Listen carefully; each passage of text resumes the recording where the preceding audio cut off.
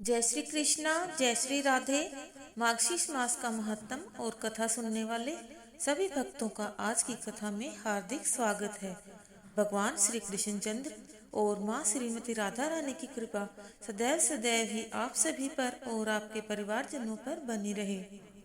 आइए आज की कथा में सुनते हैं उद्धव जी की विदुर जी से भेंट और उद्धव जी द्वारा भगवान श्री कृष्ण की लीलाओं का वर्णन। बोलिए श्रीमद् भागवत महापुराण की जय। बोलिए सुखदेव जी महाराज की जय। श्री सुखदेव जी कहते हैं, हे परीक्षित, यह उन दिनों की बात है जब अंधे राजा धृतराष्ट्र ने अन्याय पूर्वक अपने दुष्ट पुत्रों का पालन पोषण करते हुए भी अपने छोटे भाई पांडु के अनाथ बालकों को लाक्षा भवन भेजकर आग लगवा दी थी और भी बहुत से अन्याय किए थे। और जब उनकी पुत्र वधू पटरानी द्रौपदी के केश दुशासन ने खींचे थे, तब उस भरी सभा में बेचारी की आंखों में आंसू बह रहे थे, किंतु धृतराष्ट्र ने उन दुष्टों को ऐसे करने से नहीं रोका।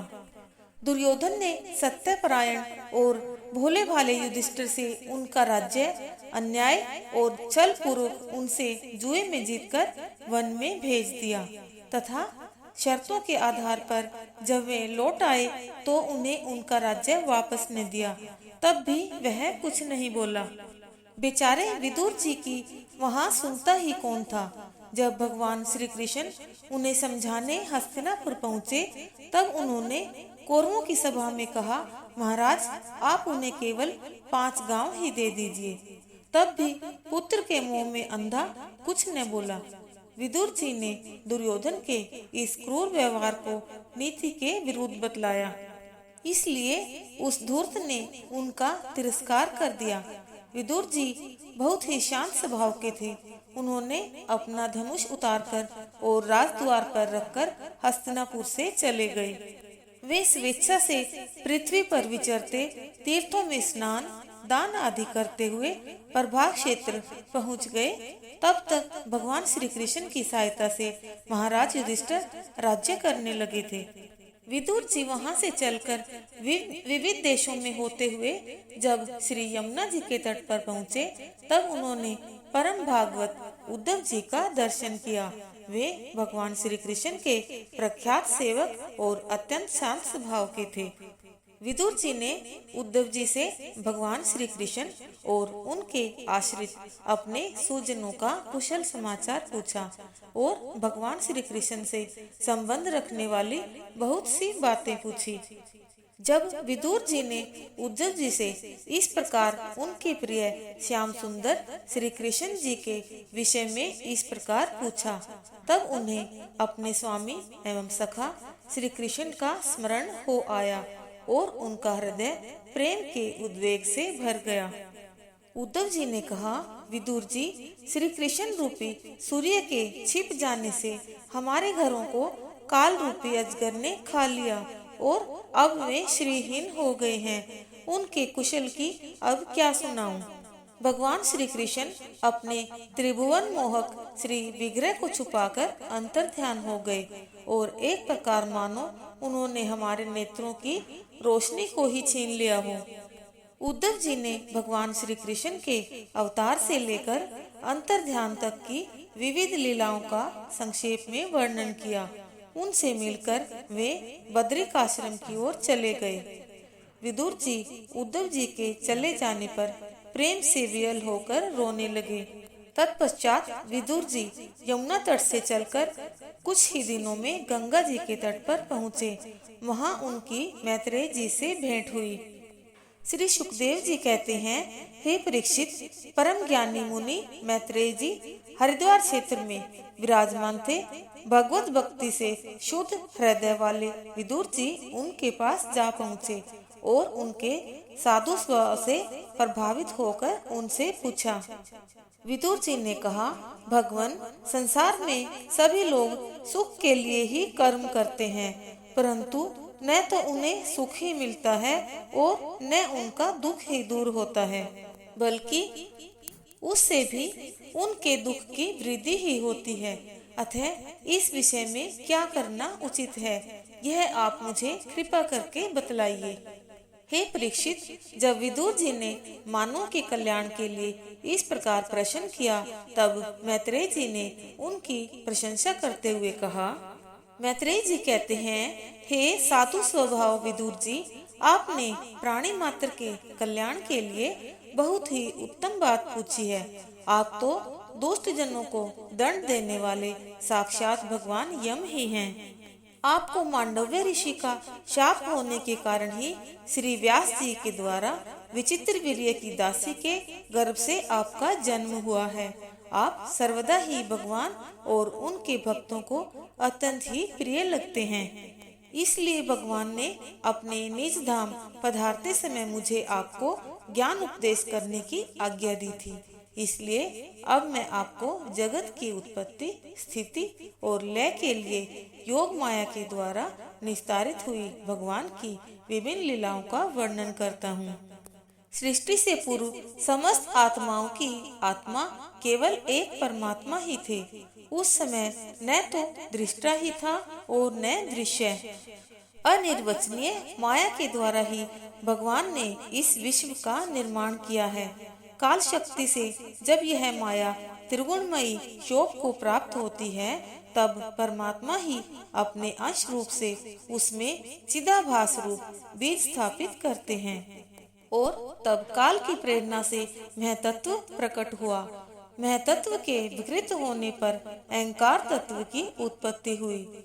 जो कार्य अधिभूत, कारण अध्यात्म और कर्ता अधिदेव कर्ता होने के कारण पंचभूत, इंद्रिय और मन कारण है। अहंकार वैकारिक, सात्विक, तेजस, राजस और तामस भेद से 3 प्रकार का है।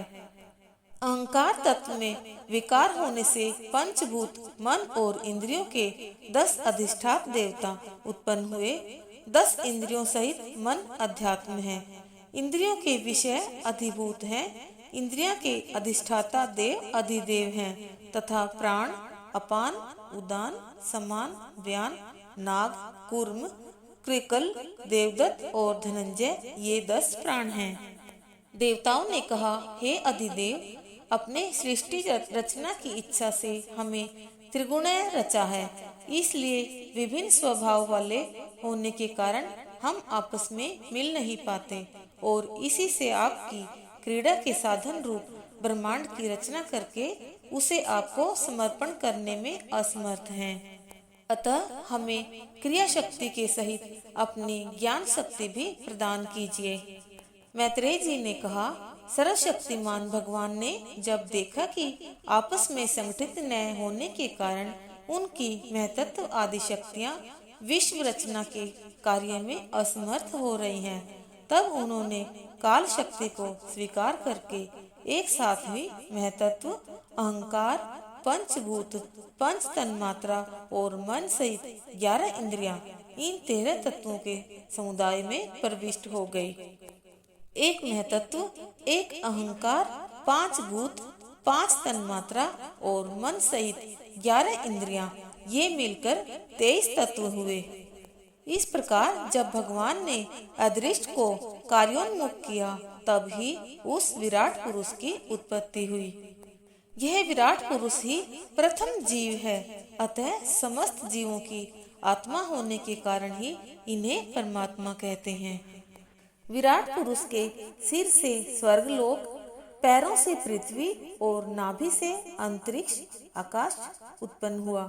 इनमें क्रमशः सत्व, रज और तम इन 3 गुणों के परिणाम रूप देवता, मनुष्य और प्रेत आदि देखे जाते हैं। वेद और ब्राह्मण भगवान के मुख से उत्पन्न हुए। क्षत्रिय भुजा से, वैश्य जंघा से और शूद्र चरण से। साथ ही इन सब की वृत्तियों का सबको पूरा पूरा अधिकार भी है। सभी धर्म और कर्म की सिद्धि तब ही प्राप्त होती है जब सेवा भावी है।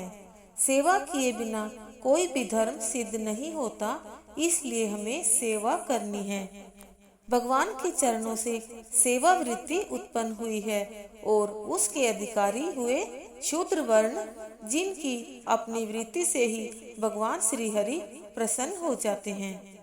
श्री सुखदेव जी कहते हैं, हे परीक्षित, मैत्रेय जी का यह प्रवचन सुनकर बुद्धिमान व्यास नंदन विदुर जी ने उन्हें अपनी वाणी से प्रसन्न करते हुए कहा। विदुर जी पूछते हैं, हे ब्राह्मण, भगवान तो शुद्ध बोध स्वरूप निर्विकार और निर्गुण है, उनके साथ लीला से भी गुण और क्रिया का संबंध कैसे हो सकता है? भगवान ने अपनी गुणमयी माया से जगत की रचना की है, उसी से वे इसका पालन करते हैं, फिर इसी से संहार भी करते हैं।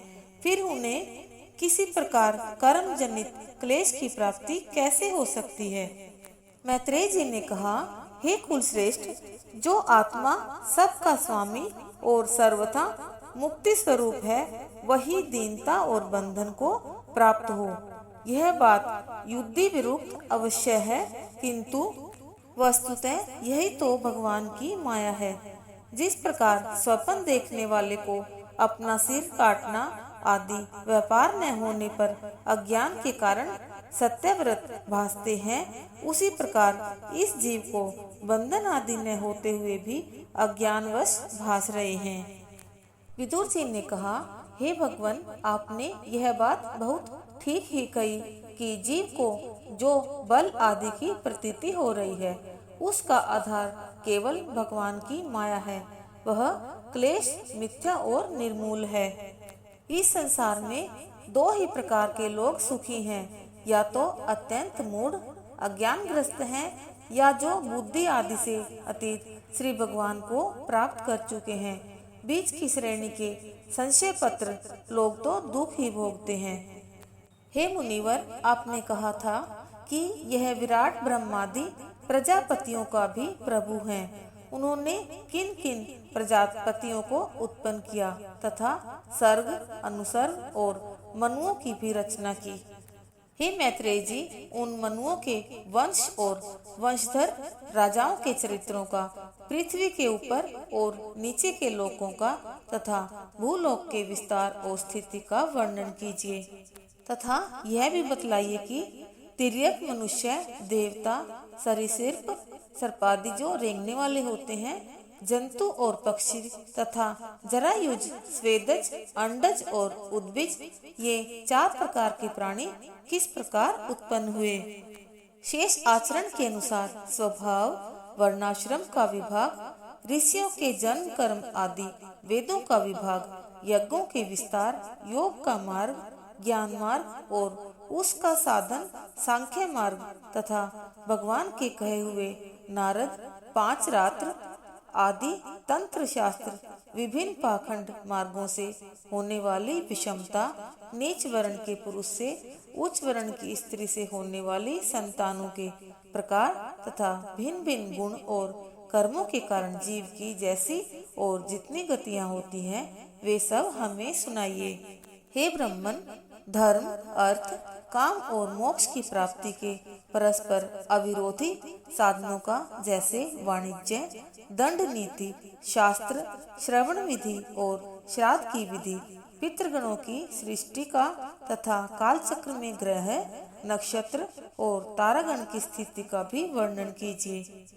हे मुनिवर, दान, तप तथा इष्ट और पूर्त कर्मों का क्या फल है?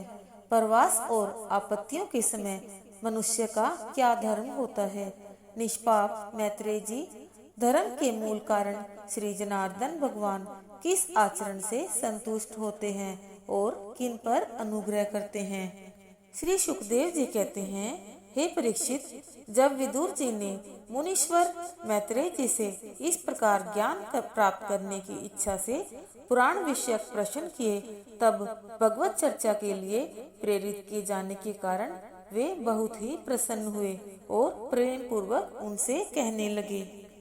आज की कथा यही संपूर्ण होती है। बोलिए भागवत पुराण की जय। बोलिए श्री सुखदेव जी महाराज की जय। बोलिए श्री विष्णु भगवान की जय। बोलिए श्री कृष्ण चंद्र भगवान की जय।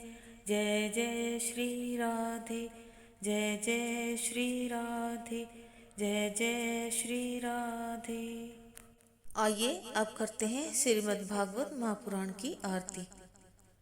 श्री भागवत भगवान की ये आरती, पापियों को पाप से है तारती।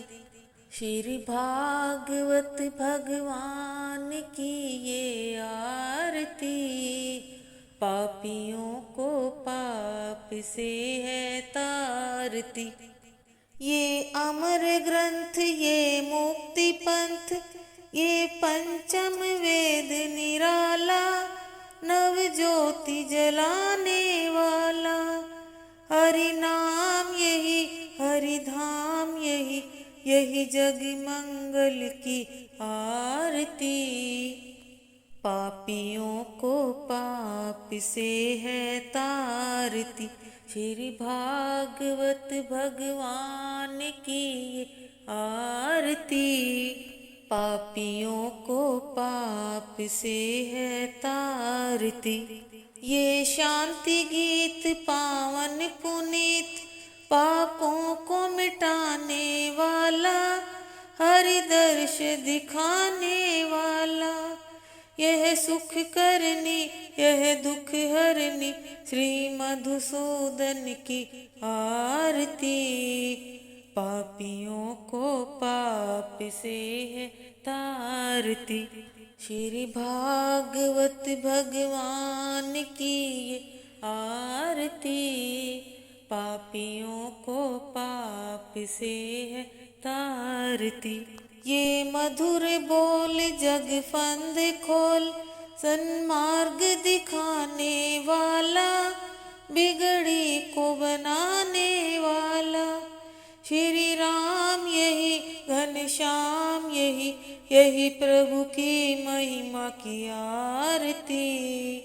पापियों को पाप से है तारती। श्री भागवत भगवान की है आरती, पापियों को पाप से है तारती। पापियों को पाप से है तारती। पापियों को पाप से है तारती।